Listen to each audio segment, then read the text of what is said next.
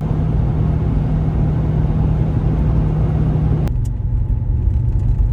morning, everyone. It's about 10 o'clock. I'm sure you can see a little right here somewhere. Time. Just got to the property that I'm working at. We're going to start from the fence line going the other direction now.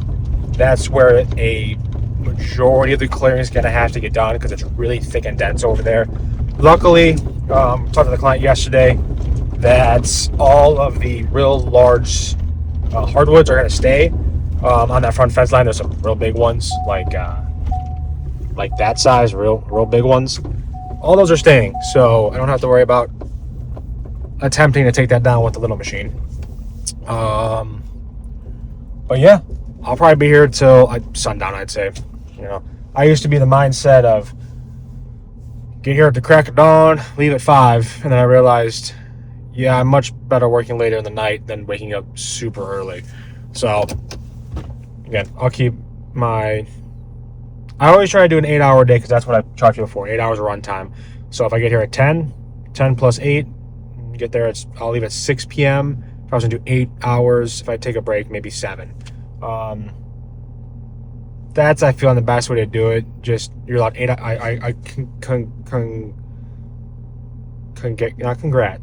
contractually, 8 hours of run time with the machine. Whether that's 9 to 5, 10 to 6, 12 to 8, you get 8 hours a day. So I'm going to get the machine turned on and good to go. The Kubota, we sent the credit up in yesterday. The only thing we're waiting on is the Loftness, which was the mulch they were going to put on it. Has no hydraulic door on it. That's not going to work for what I do. I need to have a door to be able to mulch stuff more down and redirect, because I am a lot of times in people's backyards next to house and structures, so that just wouldn't work. Luckily, I messaged them and they said FAE is another brand that I've seen on a lot of them. And actually looking at it, FAE makes the one for cat. I was looking at it, I'm like, oh, it's literally the exact same thing. It's built the same, the teeth are the same, so I know exactly how that head's supposed to run and how it does run. So that's good on my aspect with that. We're just waiting on new pricing. I looked it up. They're about the same price as the Lofton, so I think the rate should be exactly fine. I told the client, or my sales rep, I'm like, I'm going to not be reachable today because of this area. I don't have much cell service. If it's good, you have the credit app, you have my permission, just run it, and hopefully things will be in motion. What else could happen today? I'm getting my money from that demo job. The client was on a ski trip for 10 days and forgot about it. It's nice to have those kind of rich problems. But yeah, get the machine turned on. Good to work. Well, found the first little friend for today. A little snake. He's actually really, really chill. I'm barely holding his head. And he really isn't trying to get away either. Little, rat snake, nothing crazy. So first snake of this job, I'm sure I'll find some more. He was actually just sitting in some brush up there. It really wasn't that thick. I'm gonna go put him up here by that thicker brush. You just chill. I could probably let his head go. I don't think he'd bite me, to be honest with you. I don't want to test the theory because it's not going to hurt. It's not poisonous or anything, but this looks like a good little spot for one. They're not going to be clearing here anytime soon. All right, little buddy. You're just chilling. You're just a chill guy. I mean, considering I just ripped your home up, you really just don't give a shit. He's also cold, so that's part of it. All right, come on, buddy. Just gonna sit there? Come on, go. You are free. Well, he'll go on his own time. Okay, that was it for now. I'm sure if I ever find any other animals, I will be sure to share it with the class. Just had to do the one thing I really hate about this job. Sometimes the animals don't get out of the way when I'm clearing, and I have to dispatch them respectfully. There was, I don't want to say what kind of animal because it's a very cute, fluffy one. but had to. It was not going to live, so I had to end its suffering. I hate doing that, but that's the humane thing to do. It is what it is. In other news, we are working good. He said we can keep some of the stuff. I'm quite certain I'm taking this one down. It's kind of in the way. The other issue is there is that box right there, which is data something. There's a cedar right next to it. I'm gonna have to cut that down. But besides that, we're pretty much at the end, just past here, right where that big tree is the end. So we'll get that cleared, and then we gotta start that back fence line, and that's gonna be something fun. But yeah, going pretty good. Front's pretty much done. I will come back with a brush hog that I'm gonna rent for this machine to get all this real small stuff. I could back drag all of it, like all that right there. I could back drag all of that and rip it out, but I'm just gonna get in dirt with it. They just need it down to run the fence, so I'm gonna come through maybe tomorrow, or maybe I don't know when the fence guys are starting. Supposedly this weekend, but I don't know. If they do, they can start on the far side. But either way, when I'm done, I'll come through and pause everything to get all that down. So let's get back to it. Went for a little walk trying to find all of those. Luckily, the client had, either he did it or the surveyor had it marked for me, which makes my life a whole lot easier, because the only other option I have, which I have done before,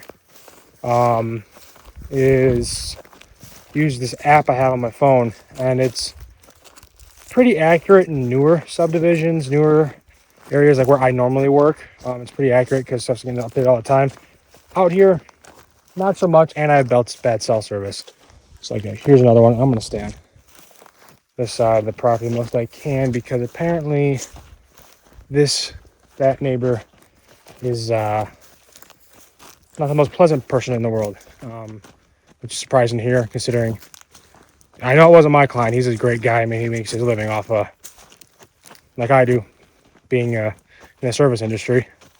He makes his living off being nice to people and kind and courteous and all that. So I know he didn't do anything to piss him off or anything. So I just like it when my clients tell me that. That way I know who to keep wary of and where I can go on their property, and if they're cool with it. Like, for example, the gentleman on the other side, I was actually here. I was talking to him last, old rancher, and he's like, yeah. He actually went through and cleared most of the fence line of all the real small stuff.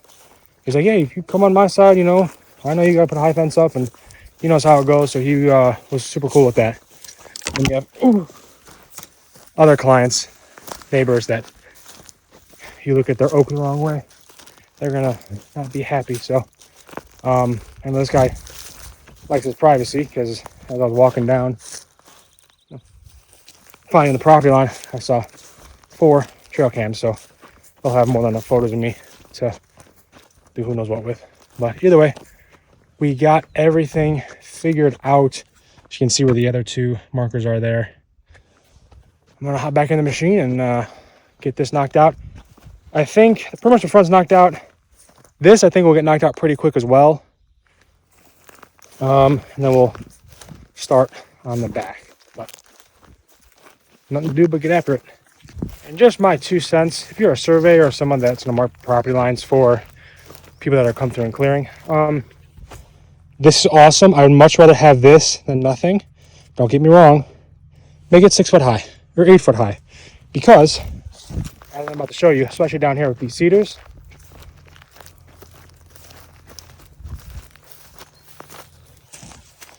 okay, find it. You really gotta. There it is. And that's just one little tree. If it was a little higher, it'd be a little easier to see, a little more eye level. Well, I'm tall, but eye level for me at least. But I do like that he did the orange posts. Had a lot of surveyors or clients do the green T-posts with the pink, which is, again, I love it. Please do it for me. It makes my life a lot easier. Hard to see all the green within the green. Also, if you could do it in the front and the back of these groves, because, like, for example, I see that one. The next one's maybe 50 foot down the way. No problem. Every big grove, if you could put one, that would be really easy if you like clear land, especially in this area. You know, if you're up north, you have a lot of tall trees and a lot of, you know, sticks, and you kind of see through the forest. It's fine. It's kind of hard to see through this. Just trying to get my point across. All right, for example, my machine's right there. Can you see it? An 8,000 pound orange machine? No, you can't. And it's only 100 foot away. Yeah, you can kind of see it through here. I mean, you really gotta. Oh, maybe. Hold on. I even lost it. I can see it. I can't find it in the phone. Just mark it in the front and the back of groves. Like this one, they actually did pretty good. There's one right there. There's one right there. If you could have done one in the middle, that would be perfect. I'm not complaining in the slightest. I'm just saying the things that would make my life easier would be that if I done it. I haven't even gotten to the point where I've thought of getting my own survey stuff and doing it myself, because it's sometimes hard to find people to do that. Okay, I'm gonna stop giving my advice that no one's asking for and get back to work.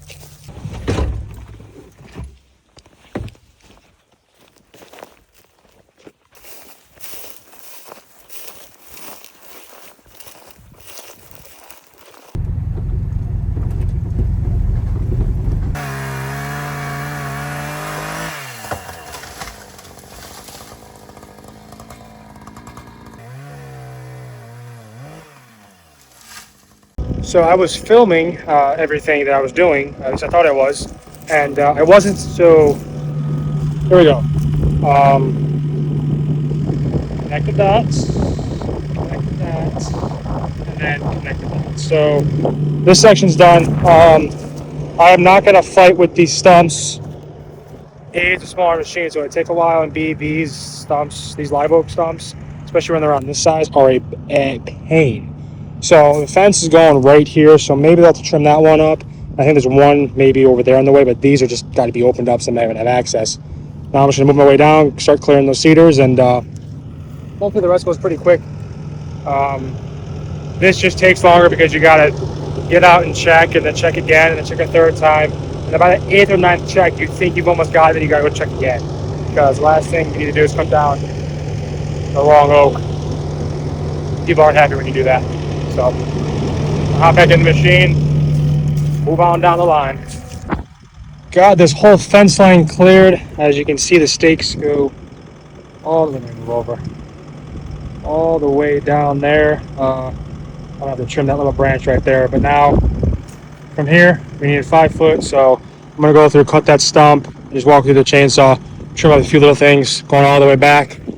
I actually did go a little too far this way. He's like, there's a really good fence. Once you hit it, you don't need to clear past that. And I just got two things in my head mixed up. It's not a big deal. At least now we can walk the fence line and keep an eye on it. I didn't clear stuff growing through the fence. But I'm supposed to stop at that pole right there, if you can see it. Hold on, we'll get closer to it in a second.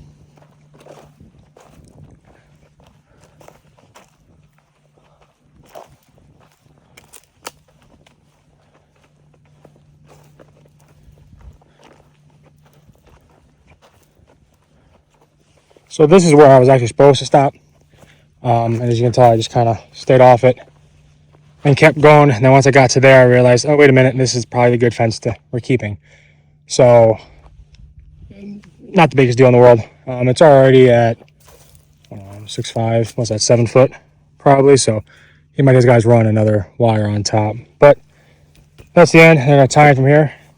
Shoot it going all the way down there. So now let's just pretty much walk the line, go through and just trim up the stuff that's in the way, the few stumps on this side. And then I'm going to talk to the client, and I'm sure I'll be fine with it because I'm supposed to be mulching this anyway, but we all know why I'm not doing that. To bring out like a field shredder out here, just to get this real little small stuff. The issue with doing this small stuff right here like this So they can come through and hit it. It just knocks right over and comes right back up because it's pliable. It's not gonna break. So really the only way to do that is with a mulcher, and even with that sometimes there's still these little stubs on it, or a shredder, or I come through and strip the entire area of first 2-3 inches of dirt, and that's pointless. So we're just gonna go through and shred it real quick. But I'll spend the rest of the day just cutting these little stuff out. The shredder will get that little stuff. And then up in the front, we'll go there next. The trees that I was kind of debating leaving, I'm gonna take some photos and send to him because he said the big ones can stay, and I can see the real big ones he's talking about. I don't know if he's talking about these ones as well. So big is a relative term. Well, there you have it. The entire front is done except for that little section right there. It's all cut. I just gotta move it, so I'll deal with that later. But from my truck all the way down to past you can't even see down there is all done. From my truck running back that way is all done. All it's left is half of this fence line and then this back fence line. But I don't know because he's talking to the neighbor about possibly buying some of his land. And I probably won't know that until Monday, which would be fine because he's going to be on a fishing trip. So then I'll come back tomorrow, knock out that back fence line, and then I won't have to come here over the weekend, which will be perfect because I have 4 or 5 quotes. And then I have to go pick up a truck that I dropped off a few weeks ago for the fiber optic company, bring it back to the Liberty Hill location. Yeah, that's it. I got a lot more done today than I was expecting, which is awesome. Saved the snake. Unfortunately, lost a little fluffy animal, but such is life. I'm gonna hop in my truck, close the gate, grab my chainsaw, and then go over to Lampasas and grab some food.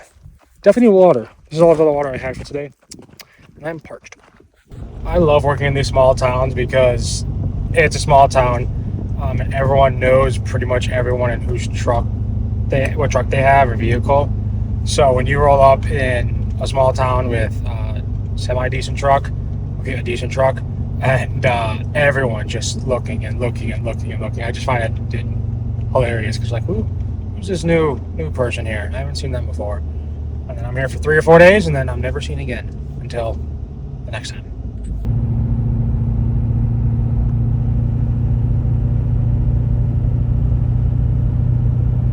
Just finished up editing some videos. Headed back out to Gold Wraith tomorrow to continue with the clearing. I'd say around half of the project's already done. So hopefully tomorrow I can get the back section done.